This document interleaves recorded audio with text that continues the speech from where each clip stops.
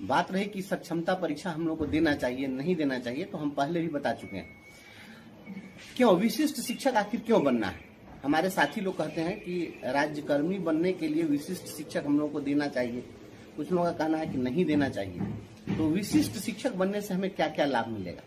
तो लाभ और हानि का तुलनात्मक हमने एक वीडियो हमने बनाया था और हमने पहले बताया था कि तुलनात्मक रूप से क्या लाभ हो सकता है, क्या नफा नुकसान हो सकता है। जो एक राज्यकर्मी होता है उस राज्यकर्मी को क्या चीजें मिलती है, पहले इस बात को समझ लीजिए। तो राज्यकर्मी को जो सुविधाएं मिलती है, उन सुविधाओं में राज्यकर्मी को सेवानिवृत्ति के उपरांत एक राज्यकर्मी को 4 चीजें मिलती है, जिसमें उनका ईएल होता है, ग्रेचुटी होती है, ग्रुप लाइफ इंश्योरेंस होता है और जीपीएफ होता है, और उसके बाद बचता है पेंशन। ये मुख्य रूप से यही फैसिलिटी राज्यकर्मी की है, जिसके लिए हम लोग इतना हायतवा मचा के रखते हैं। तो हमने पहले भी बताया था कि हमारी जो लड़ाई है वह किस तरह से चल रही है। आपको ईपीएफ का जो लाभ मिला, बिहार के तमाम साथियों को मैं फिर से रिकॉल करा देना चाहता हूँ, यह ईपीएफ का लाभ इसी तरीके से ढुलमुल रवैये से आपको नहीं मिला था। यह ईपीएफ के लाभ के लिए 2016 में ही 8910 हमने केस दर्ज किया था हाईकोर्ट में, और ईपीएफ ने बजाबता ईपीएफओ ने यह खुद से जाकर काउंटर एफिडेविट दिया कोर्ट में और कहा कि नहीं, ये लोगों को ईपीएफ का लाभ मिलना चाहिए। तो आज आपको ईपीएफ का लाभ मिला, इस तरीके से नहीं मिलता, वो कहीं ना कहीं हम लोग का विजन था। तो ईपीएफ का लाभ आपको मिला। जब आप जाएंगे राज्यकर्मी बनेंगे तो उसमें जीपीएफ लोग कटवाते हैं, लेकिन अब तो जीपीएस भी नहीं, अब तो एनपीएस है। तो उसमें क्या होता है कि पीएफ के फंड में, केवल पीएफ के फंड में सरकार कोई पैसा नहीं देती है, उसमें कर्मचारी अपना कटवाते हैं। जो जीपीएफ का समान भविष्य निधि का प्रोविजन, उसमें केवल और केवल अपना कर्मचारी अपना कटवाता है।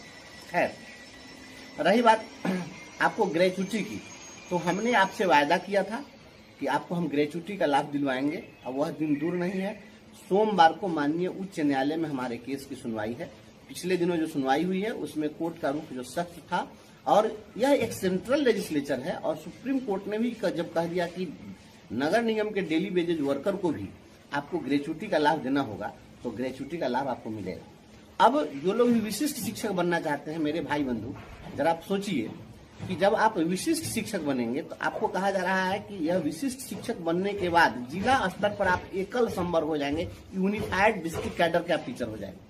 तो जैसे ही आप नए डिस्ट्रिक्ट कैडर में जब जाएंगे तो पूर्व के आपके सेवा की गणना नहीं होगी।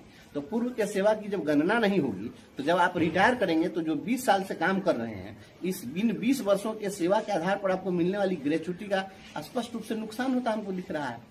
हम 20 वर्ष सेवा कर लिए और आज से हमारी नई सेवा स्टार्ट होगी, तो 20 वर्षों के लिए हमारा जो कम से कम 10 माह का जो ग्रेचुटी मिलता है रिटायरमेंट के टाइम में, तो वो तो हमको नहीं मिलेगा। तो ये तो हमारा नुकसान है।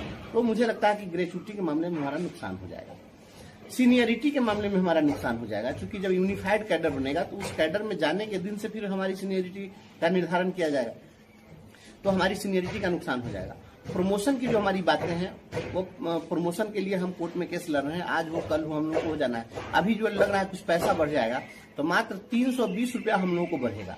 तो 320 रुपये हम लोग को बढ़ जाएंगे और 320 तरह की परेशानी बढ़ जाएगी। क्या इन 320 तरह की परेशानियों के को लेकर के इसके साथ साथ आप क्या 320 रुपये का फायदा लेना चाहेंगे आर्थिक रूप से? और वो भी फायदा कब तक? जब तक कि हमारा प्रमोशन नहीं हुआ। हमारा जिस दिन प्रमोशन हो जाएगा उस दिन आज के डेट में एक व्यक्ति चले जाए विशिष्ट शिक्षक में, एक रह जाए नियोजित शिक्षक में, और कल को जब प्रोन्नति हो जाएगी तो जो नियोजित शिक्षक हैं उनको प्रमोशन के आधार पर उनको जब अगला जैसे ही ग्रेड पे मिलेगा तो आप विशिष्ट शिक्षक से अधिक हो जाएंगे। तो विशिष्ट शिक्षक वाले का वेतन कम जाएगा और नियोजित शिक्षक का वेतन बढ़ जाएगा। तो ये और प्रमोशन के हम लोग बहुत करीब पहुंच गए हुए हैं और लड़ाई हमारी चल रही है। हम बहुत सारा चीज खुलासा नहीं करेंगे, लेकिन वो हम प्रमोशन देखिए अभी आया ना एक जिले का, तो दे दिया 12 वर्षों के आधार पर प्रमोशन। तो 12 वर्ष के आधार पर तो हम लोग भी चाहे तो हर जिला में लड़ करके करा लें, लेकिन 12 वर्ष वाला हमको नहीं चाहिए, हमको स्नातक ग्रेड में चाहिए। और विशिष्ट शिक्षक में कोई भी विशिष्ट शिक्षक प्रधानाध्यापक नहीं बन पाएगा, उसका प्रधानाध्यापक का एवेन्यू बंद है। लेकिन हमारे मामले में प्रधानाध्यापक का एवेन्यू खुला हुआ है, तो हमारे बीच के लोग प्रधानाध्यापक तक प्रमोशन पाएंगे। तो प्रमोशन में हमारा नुकसान हो जा रहा है। रही बात ईएल की, तो ईएल हम उन लोगों को 300 दिन मिलता है, हम लोगों को 200 दिन मिलता है स्टोर करने के लिए। अभी बात चल रही है सरकार में, हम आपको बता देते हैं, इंटरनल बातें हैं, लेकिन यह बात चली है, उच्च स्तर पर चर्चा चली है इस बात की कि गर्मी की छुट्टी जो पहले से दी जाती थी, तो शिक्षकों का पद वेकेशनल पोस्ट होता था, और इसी वेकेशनल पोस्ट होने के कारण शिक्षकों को मात्र रेगुलर टीचर को 14 दिन का ईएल मिल रहा था और नियोजित शिक्षकों को मात्र 11 दिन का ईएल मिल रहा था प्रत्येक वर्ष। तो यह चर्चा चली है, क्योंकि ऊपरी स्तर पर लोगों ने बात उठाई कि भाई जब आप सालों भर काम लीजिएगा तो उसको ईएल बराबर क्यों नहीं दीजिएगा। तो अन्य राज्यकर्मियों को 33 दिन का ईएल मिलता है, तो ईएल का लाभ हमें भी मिलेगा और उस ईएल के बदले में पैसा भी देने की बात हो रही है, निश्चित रूप से ये चीज भी मिल जाएगा। तो और अब आई बात एक बच गई है पेंशन की, तो पेंशन पर हम आपको स्पष्ट कर देते हैं, एकदम स्पष्ट रूप से जान लीजिए। जो लोग भी 2012 में 34,540 कोटि के लोग बहाल हुए, ये शिक्षक लोग वह एनपीएस के दायरे में थे।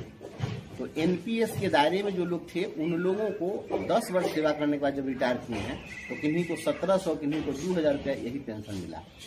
अब हम लोग नियोजित शिक्षक हैं, हम लोगों को पेंशन नहीं है, लेकिन जो ईपीएफ वाला जो मामला है, ईपीएफ में जो हमारा योगदान होता है, कंट्रीब्यूशन है, सरकार भी जो अनुदान करती है, उसमें भी पेंशन प्लान है।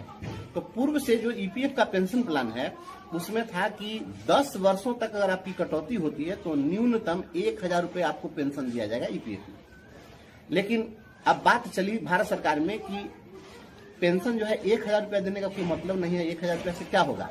तो भारत सरकार ने फाइल बढ़ा दिया डिपार्टमेंट ने, और इस पर बात हो गई है कि न्यूनतम पेंशन 7000 रुपए दिए जाएंगे जिनका 10 वर्ष ईपीएफ में कंट्रीब्यूशन हो चुका है।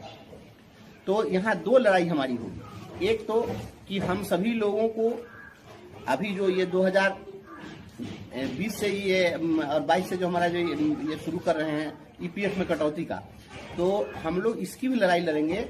यह प्रोविजन बना हुआ है ईपीएफ एक्ट 1952 में, यह प्रोविजन है कि जिस तिथि से कोई व्यक्ति नियुक्त हुआ है उसी तिथि से उसको ईपीएफ का लाभ देना है, और उस डेट से अगर नहीं दिया गया है तो नियोक्ता को पेनाल्टी के साथ देना पड़ेगा। तो इस चीज की भी लड़ाई हम लड़ेंगे।